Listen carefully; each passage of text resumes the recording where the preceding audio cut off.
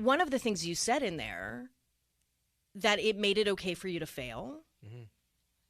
That is one of the most important lessons in life that some people never learn. Yeah. Because it's scary. Yeah. And because you don't want to look dumb. Yeah. And all of those things. But if you want to be successful, guess what? There is going to be a million mistakes and a million failures and a million rejections that you have to keep going. Yeah. And so for you to start getting that as a teenager, no wonder you're crushing it now. Yeah. Thank you. To learn that when I was 16 was so helpful because in school, everything is about like getting the answers correct. Mm-hmm. But once I learned that I could fail, my grades all got better. Cause then there was I was less scared of getting it wrong. And so my big thing as a father now is like, I talk about like emotional intelligence, but like I really try to enable my kids to understand that failing is okay. So like if they struggle with something, I'm always like, I never get angry or disappointed. I'm like, oh man, that sucks. What happened? Oh, okay, cool. What'd you learn from it? All right, you want to try again? You don't want to? Okay, we'll come back, try again in a few days. Like I'm always like encouraging the failure because I think that's so helpful for like kids. Like how often do we hear about or see kids or young people, like they're hitting 18, 19, 20, 21, they get burnt out. Yes. Because we're just pushing them so hard.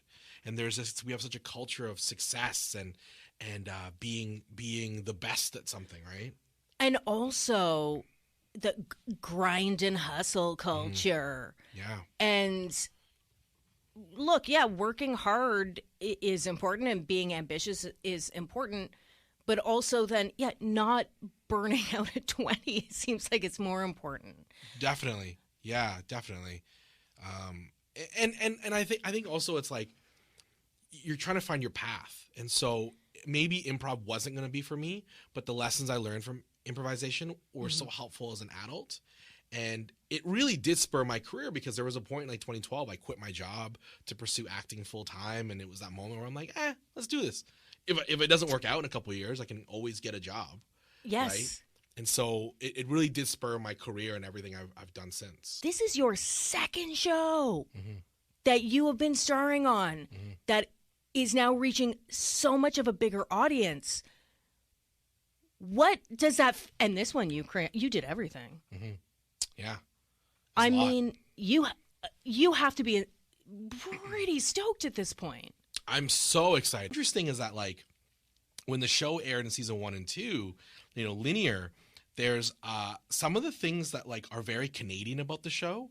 I don't know if Canadians quite like how they felt about it, but Americans love it.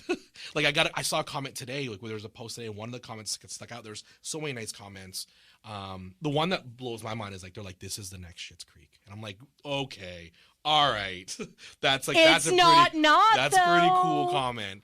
But the one that hit me today was like, oh, a show where the kids don't make their parents look like idiots. Oh, a show where the husband and wife actually talk to each other and care about things. Wow. Like, and it's like, yeah, that's the thing we did here. And we wanted to show a family-friendly comedy show that, edged the line a bit. We did an episode in the second season where my son has a wet dream. And I have to break down how he has to deal with the wet dream, right? Like, we go to those places. But again, it's like, how do we handle it? How do we have that conversation